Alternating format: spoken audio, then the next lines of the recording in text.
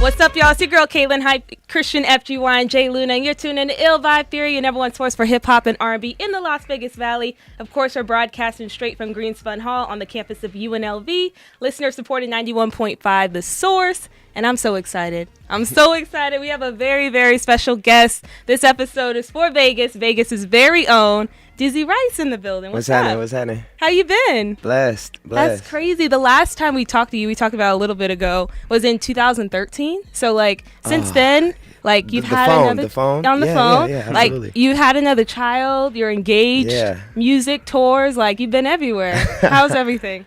Everything is... I'm just happy right now. I'm in a happy place in my life. It's nice. Amazing. Well, I appreciate you coming through. You didn't have to, so taking the time out to come back. Absolutely. Appreciate it. So we're just going to jump right into it. So you recently had your listening party at Institution. Yeah. Team B, crazy. I was so sad I couldn't go. I was angry. But it seemed like a great turnout. How was that? It was so dope. A lot of people came out. It's always nice to bring Vegas together for something positive. So it was cool. Yeah. And I'm sure when you walk around, you can't just go to the mall anymore. That probably has been not a factor. I can, but I get spotted and fans want. I've been going to these malls since I was a little kid. So, True. You know what I'm saying? I feel like I don't walk through there so many times. It's always all good to get noticed and recognized for the music. So it's cool. For sure. And then 702 billboards all over the city. Yeah. That's we read it right cool there. look. I know. I just seen it for the first time today. Just the first time? Yeah, today was the first time. How's that feel, bro? It was dope. That's a billboard. Yeah, no. I was on my way to rehearsal. I'm like, dang.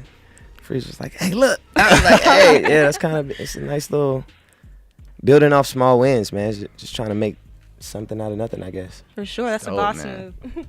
Definitely. So 702 just came out. What made you feel like, 2016, I'm going to put this project out for my city? What made this the year to do that? Timing. I'm just growing as an artist, and I'm just learning how the game kind of works and operates. So I'm just trying to, catch the timing a little better. I knew that the summer was coming and that the city was going to be turning up. It's going to be a lot of pool parties and, everybody going to be out here having a good time. So I wanted to, drop something that fits the time. Yeah. But rep the city because the whole world's watching. But rep the city and let them know that we can do it all out here. Oh, man. And recently, speaking of the city, I know you just dropped that Eastside video, you know what I'm saying? Yeah. And it's the single that we're going to play today on the radio. So talk about the process of making that video. I know it's genuinely, organic, right around your city. How was the process of that? Yeah, we just went to the east side and just some of the places that, I just remembered so much and I passed so many times. I wanted to just, kind of bring that to life, I guess, kind of show people where, even let the city know, because a lot of people, I lived in a lot of places around here, but, a lot happened for me on the east side. That's where it all kind of started. I became a man on the east side, so, it was just... I just kind of wanted to bring that to life. It was cool. The process was very simple, though. You already know what I did to get ready. Yeah. And then I went and just handled business. You know what I mean? I feel you, man. I feel you. That's dope. For sure. And it's getting a lot of airplay. Obviously, my mom was just asking me. She was like, who's Dizzy Wright? This is the first time. And I heard he was talking about Nellis and Bolt. And she was just going crazy. And she was real excited. Shout out to moms. But that's cool. Shout out to moms. But you mentioned, obviously, you talked about Eastside, Boulder Highway, Crystal Palace, and Nellis, Bonanza, all these places. So being from here, what do you think a few of your favorite places to kick it are in the city? Well, it's crazy because now that I have kids, I have 2 kids. My daughter's 5, my son's 1. I like to kick it at home. Yeah. I used to just get out and run the streets all the time. You know what I'm saying? And just hang with the homies. And now I just, kind of like to be at the crib. I'm blessed to have a comfortable space that I just, I never feel like I can't find my peace in my own house. So I just kick it with the kids at home or the studio. Or travel and just try to make this happen, make this work. So it's either like that or, that. Dad life. That's what's up. And I think that that song is so cool. And just like, some of the other jams too, just because we can recognize those. We don't have Yeah. a lot of people that we can relate to. So Yeah, it's word. really cool listening to that and recalling the times you've been there. But moving on, why do you think it's important to pick a local artist to perform at some of your Vegas shows? I know you've had D Flowetry, I think is his name, Play on Words, Yeah, Asaya Ziv, and you show mad love. Word, Why do you think that's important? 'Cause nobody did it for me. And I always wanted the opportunity. When I was coming up, wasn't nobody picking you to come open up for them. You feel me? Like, it was difficult. Like, you just had to run around and do like the little parties or whatever it was. But it definitely, we didn't have and still we don't have a venue where rappers just come and shut it down. And you have an opportunity to open up. Like, I go to Cali, I always see cats that I don't know who the heck they are. There you go. I don't know who they are, but they opening up for big names, and yeah. it's just because the platform and the culture is there to give new artists opportunities. So I feel like since, I'm the only person that's doing the shows on the Strip from the city, if I can do it, then, I always try to. That's amazing. I appreciate That's that. Why super do you dope. think that is? Why are we missing that element, do you think? Well, I think Vegas just doesn't do well with hip hop. I think the cities just think that it just creates a negative environment, which it kind of does sometimes. That's why all our hip hop clubs, they never last. Because we don't know how to come together and be peaceful. So we gotta do better as far as how we unite each other. So that's why when I do stuff like the listening party and it's safe and people come out and have fun and nobody gets hurt and everybody leaves and have a good time and whatever, that's bigger than me. That's bigger than just, because could nobody do that, without it being like this negative or people being nervous, scared. The wrong crowd's gonna be there. They might be tripping, I remember back in the day when YG used to come out here. Yeah, it was wild. At the Daddy Max. Yo. All that, bro. That's It crazy. was like you really had to think yo, should I do this tonight? Is this something that I might want to be? And YG is my homie, you know what I'm saying? But if that's the only way that we bring people together for hip hop, then yeah, the city's gonna always hate on us. I agree. And I think it's interesting, too. I appreciate that you do that. One of the first times that me and Christian saw you perform was at a charity concert, which was in Vegas. And we don't have things like that. It was at the Clash of the Titans show at House of Blues, which you said was one of your first there. Goes And back. that was one of the most incredible shows, I think. And you guys were giving back. So Yo, I that think you was my emphasized first on time that. ever. House of Blues. Yeah, that was That's- my first time ever doing a stage like that. That was and I went back and I performed at the House of Blues and did my own show. Yeah. And it was last year, 4th of July, actually. And a lot of people came out for 4th of July. I was a little nervous to do it on that day because it's family day. But a lot of people came out. But that show was installed so much energy in me because we were giving back. And I did get to feel that stage and rock that show. That did a Y'all lot were for turned. me. Yo, That's I- crazy y'all seen I that show, remember, though. yeah, I got that's the footage. so long bro. ago. I got the He has footage, old man. footage. I got That's the crazy. footage. Setting up Crazy. everything. It's like I was really that was a big thing to me. Like back then, it was a big thing personally for me. Like putting on for my city, Yeah. to be able to see all of these amazing local artists who I really support, Yeah. have that opportunity. So I remember great that show. it was crazy. And they killed it at the end with the band. yeah, Yes. it was. I'll was never murder. forget that day. I So- was like, yo, I need a band one day. And you did get that, right? that one. But that That's show inspired me. And so you haven't, I heard you in one of your tracks off of Wisdom and Good Vibes, you said you want to sell out Thomas and Mack. Have you been there yet? Yeah, nah. I graduated from New Orleans. That needs to happen. The Orleans, man. That show needs to happen Thomas real and Mack. soon. Yeah. Just gotta keep working hard. It's gonna happen. And real quick though, in terms of going from that House of Blues experience from there, and I mean obviously you've performed around the world, and just being able to continuously have that same experience in all of these big venues? Like, how does that feel to you? Is it still surreal? Are you like used to it now? And like going back to even like the Brooklyn Bowl, you know, all these sold out shows you've done hometown. How does that feel to you now? Yeah, I don't know if I'm used to it, but I'm adapting. You know what I'm saying? Like, it still kind of blows my mind sometimes. I'm way farther than what I thought I was gonna be. Like, I knew that I was good, but you know, I knew I needed to get better, and I was okay with growing with every project. And I think from there it just built and started so much confidence in me because I was doing it for me, you know, and not trying to live up to people's standards all the time. You know what I'm saying? People, you know, have their harsh criticism sometimes, and I take that and I run with that, you know what I'm saying? But I never try to reach the level that people want me to reach in that moment. I just keep going step by step. So it's actually pretty crazy sometimes, especially out here in Vegas. These shows, I be nervous. Not nervous to perform, just nervous. Like, I just remember Vegas. You couldn't get Vegas to support a Vegas artist. It's just impossible. Like, without that person, I think it's maybe because, like, you know, you get to a certain level of fame and you get to stun on everybody.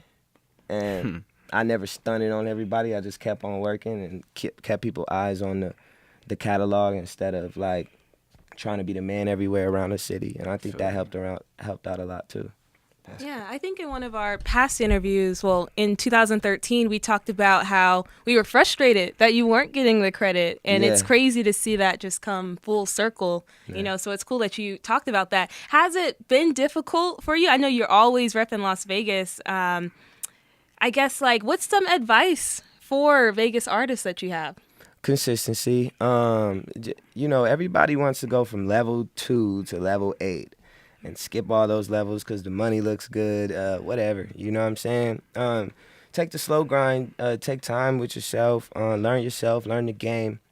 It's more than just being a dope artist. I've literally been blessed to go around the whole world.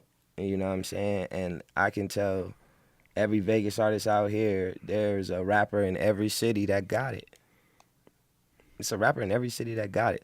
But they don't got it in them to go get it, you know? Every rapper don't got that. So you got to figure out which rapper you are. You the one that's just tight, all your friends going to tell you the homie and you better than everybody that's getting money, or you going to actually make it happen, turn it into something. So that comes with work and consistency. Don't just rely on one song. You know, make a million songs, be an artist. Don't just try to ride the wave, you know, create the wave. Definitely, and kind of piggybacking off of that, you're talking about consistency, and I was really listening to the lyrics of what you were talking about in I Can't Make This Up, and you kept saying you paid your dues. So, like, is that a value that you really hold and kind of are like, I guess would give advice to the up-and-coming artists? Like, is that something that you hold true as a value as an artist? Yeah, I mean, all my work is, you know, I look at that as like, yo, that's the growth of me. That's me installing, like, all my thought process, my energy into, like, the 702 EP is my 13th project. You know, I've dropped 13 projects, which 10 of them nobody's probably even going to care about one day, but who knows? But I know that for me, I've been doing the same thing over and over and over for a few years now, just trying to do it all better. And I know that I just pay my dues to, like, hip hop, you know, and just stay true to hip hop and didn't just play around with it. I'm talking about freestyles, all everything Dizzy Wright, you know, I took seriously. Even if you don't like it or enjoy it, you know, that's where I was at in my life. Definitely, I respect that. And since we're talking about lyrics, I was really, like, going ham and being really detailed because I was really feeling the project. And in Warning, it said, turning up every day, don't be lazy. This is a warning. Like, what are you trying to warn your listeners about? Like, laziness? Like, tell me about the inspiration behind that song. Yeah, because I make this project for for the timing. The timing is like a turned up time. But I'm just still like throwing it out there. Don't be lazy, you know. That's all. It's like I'm just trying to drop a little gem in there without it being too much. Like it's like, you know, because I didn't want to go full ratchet, you know, and not have a message at all. Like, you know what I'm saying? But I really just, the thing is I do this to motivate people. So if any kind of way that I can slip it in, I'm going to do that. You know what I'm saying? So I want my fans to be positive and be, you know, I don't want them to just smoke weed and sit on their behinds and not do anything with their life. I want them to be able to be active if that's what they're going to do or whatever. And, you know, even if they listening to trap music or whatever, you can listen to trap music and be active and be turning up. Just don't be lazy. I'm just warning you, you know what I'm saying? It backfires. All right, so don't be lazy, y'all. And that brings us to kind of like another question we have. So recently you headlined at Hemp Fest, which is perfect for obvious reasons. Yeah. So how was that experience? Actually, I actually ran the main stage. I wanted Too Short to headline. I didn't want to headline over Too Short. Just a respect thing, I guess, at the time. Like, but yeah, they called it the Dizzy Wright stage. The main stage was the owners of Hemp Fest like what I have going on, and they allowed me to just run it and pick the artists. Yeah. And it was amazing. Like, you know, it was a lot of people out there, and you know, we picked some artists to open up. Yes, and it wasn't too many people out there, but we went out there and we showed love and supported them and stood out there for their sets. And then, you know, later in the day, a bunch of people came out. It was tight. Hey, it was great. It's right. Craig Ranch Park is like Ranch, yeah. right across the street from my house. So Oh, it for was real? like I could like everything was like just You could lit, hear man. it? Yeah. Oh, that's tight. Hey, it was hot outside though, Bro, man. hot. When we went I out don't know. to support the fans in the daytime, oh, man. Oh, man. Oh, too much, bro. That's crazy. Cause I was really like, yo, they're really out there performing right now, and it's like 100 degrees, triple digits. 10. I saw the little Instagram, Snapchat, and Yeah. stuff. I'm like, wow, y'all Oh, out yeah, I there was thugging it, man. Yeah, It's crazy. thugging, yeah. Trying to support. That Vegas heat, that's crazy. So, obviously, like, the whole theme of this interview is 702 Vegas, your hometown. So, what are some of the weirdest questions you get asked about being from Vegas? Like, when you go out of town and they're like, oh, you're from Vegas. Like, what do they ask you? People live there? That's the main one. I'm like, Right. what? That is pretty common. Or like you live That's in the a most hotel, common or- one. Really? Like, Yeah. where exactly do you live? Like in a house? Like, you never seen no houses flying into Vegas? Like people just, I get it though, because, you know, we don't promote coming to live here. We promote coming to party here. True. Everybody comes here to have a good time. But yeah, I think that's just the most common question. People don't, they kind of think it's crazy that we live here. Yeah, for sure. So that kind of wraps up some of the questions that we had, because I know we're on time crunch. But what's next for you? It's crazy. Your like catalog is getting huge. Like you Yeah. said, 13. Like, where's the time gone? It's crazy. So what's next? Right now, I'm just trying to figure out if I'm going to jump on somebody's tour, a bigger tour. There's some options out there. Or do another tour, do my own tour. I went on tour with Logic earlier in the year. Yes. Yep. That looks so dope. Yeah, that was awesome. But I dropped 2 EPs and I haven't did any of my own shows this year. So I think my fans are about ready to see me rock. But I mean, if I could get in front of new fans and introduce myself to new people, I'm gonna go that route. That's kind of where I'm at this year. You know, I'm turning negatives into positives. I'm trying to get in front of new people. Definitely. And one thing is funny, we were talking a little bit about how UNLV hasn't had any shows. And kind of we were like plotted, we were like, what would be the dopest show here? And we actually said you and Logic. Yeah. And then yeah. a month later, we saw this tour. We were like, oh my effing gosh. That's Like, crazy. What is this? So I thought that was so funny. That was a perfect mashup. How was that experience? It was dope. Logic is because you guys know I just got out the Funk Volume situation. Yes. That was the perfect person to be around after something like that. You know what I'm saying? Because his energy is just unmatched, just positive dude. You know, just like any positive dude you would meet anywhere in the world. Only he has a platform and he's utilizing it, you know. And he talks to his fans. He loves his fans.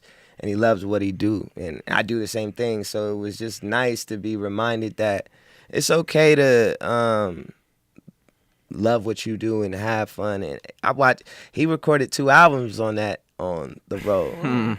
He's a beast. Like, you know, He keeps coming out, man. yeah, he pushed me to go get my own studio stuff. Like now I record myself, and I learned how to record myself on on tour with him, and I just took a lot from that tour. And now I be at home just putting out ideas. That's it's different. That's why 702 EP is a little different. I feel like I didn't have to go to the studio and like try to catch a vibe. If I ever caught one, I just laid it down at the crib. And that's something that I learned on that tour. It was dope. Nice. And one thing that's really dope, I see your hat you got on from the latest project that you had. You have a lot of merch on Yeah, your I do. website, Yes, like I a do. lot of really dope merch. So tell us about where people can find everything. Wisdomandgoodvibes.com. Yeah, if you like anything, or check it out. For sure. And where can we find the 702 EP? 702 EP is on iTunes, YouTube, Spotify, all those places. You could check it out anywhere. Check it out for free. Do whatever you need to do, but it's out there for you to enjoy it. All right. Well, that kind of wraps up what I got. Do you guys got anything else? Ah, All right. Well, do solid. you have any last comments? Anything we didn't Thank ask y'all for you? having me. This has been lovely. Oh, the pleasure is Appreciate all you coming out, ours. man. You don't Yump to the understand. yump. For sure. So before you head out, I want to get into this single that you got, East Side. So if you can introduce it, do whatever you want to do. Okay, there it is. Yo, I've been having a great time. Check out this record, East Sides, for the city. Yay! Oh man, the game over here is on a whole nother level, Playboy. But it's crazy on both highways. This that Boulder Highway pimpin'. East side, east side, east side. Sam Sound budget, sweet high.